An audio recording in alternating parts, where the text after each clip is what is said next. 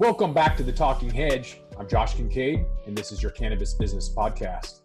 Confident Cannabis, a cannabis wholesale platform powered by verified lab data, raised $12 million in the Series A funding to accelerate growth and expand into new markets. The round was led by San Francisco-based Poseidon Asset Management, one of the leading cannabis-focused funds. This is important because Confident Cannabis provides lab testing services across all verticals in the cannabis supply chain. Washington State currently is only testing for THC percentages, not for pesticides, which is a huge detriment. We've probably had more voluntary recalls than any other state. There's a program called the OK program. It was implemented by a retailer called Uncle Ike's and has since kind of spun off.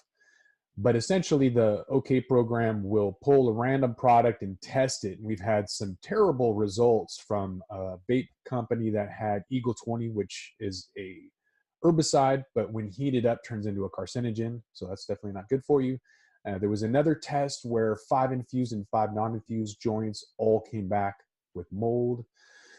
And it's been interesting to see how some of these companies have been dealing with that, some not so well, some pointing the finger and the blame, and that doesn't work, we've seen. If you take ownership of it, regardless of whose fault it is, that's been the best outcome.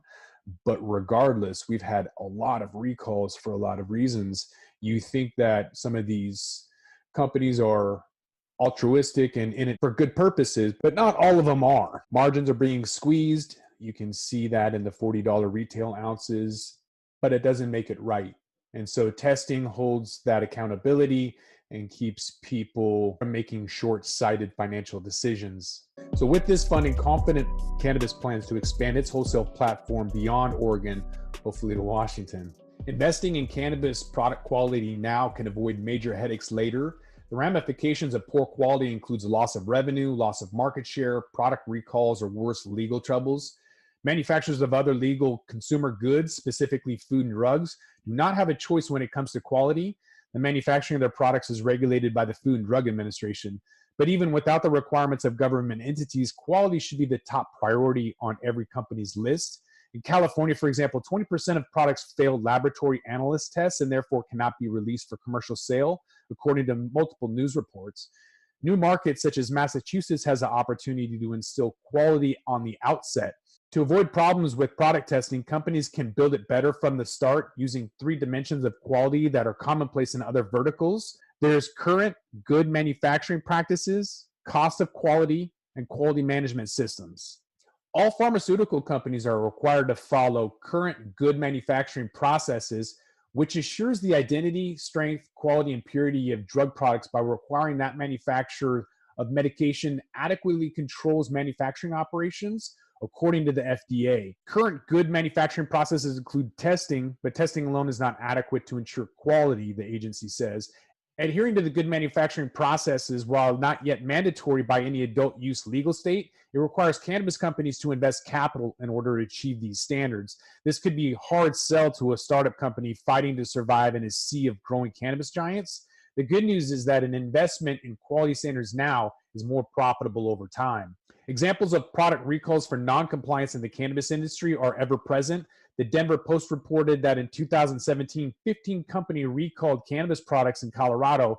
Since the state legalized adult use cannabis, dozens of companies have recalled hundreds of thousands of products because of contamination, usually from pesticides. There's also examples of lawsuits over contaminated cannabis products in Colorado. The cannabis industry will face increased risk of product recalls and product liability lawsuits as long as testing is the sole means by which product quality is determined. However, companies can ensure that their products face the lowest risk with an investment in good quality to avoid the much higher cost of poor quality. The most common method for asserting the cost of quality is through the prevention, appraisal, and failure framework. The prevention and appraisal and failure framework is straightforward. You put systems in place that increase the odds of high quality product and then measure how well those systems are working.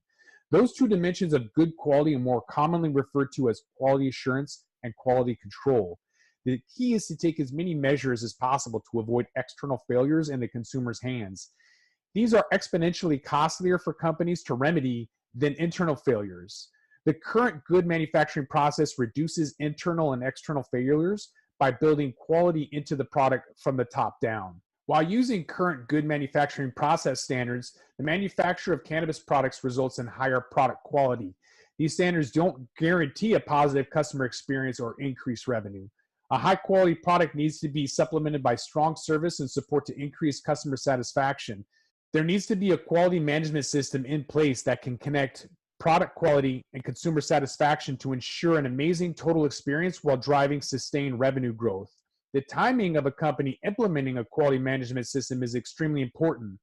In a case study using a panel of 800 firms in Europe, the author noted that in 2011, the firm defined as late implements of quality management services experienced no performance gains, and their average performance level was no higher than that of their control sample compared to firms that implemented a quality management system from the beginning and experienced major gains. Overhauling organizational idiosyncrasies to retrofit a quality management system is more difficult as time passes. Cannabis manufacturers concerned with failing laboratory tests for non-compliance need to build quality into their product from the beginning, specifically using the mutually reinforced guidelines from the current good manufacturing process, quality control, and quality management systems frameworks. The combination of the three frameworks can be tailored to meet the needs of any cannabis manufacturer. The requirements were established to be flexible so that each manufacturer can decide individually how to best implement the necessary controls, allowing companies to use modern technologies and innovative approaches to achieve a higher quality through continual improvement. Continual improvement aligns with the objectives of the quality management system.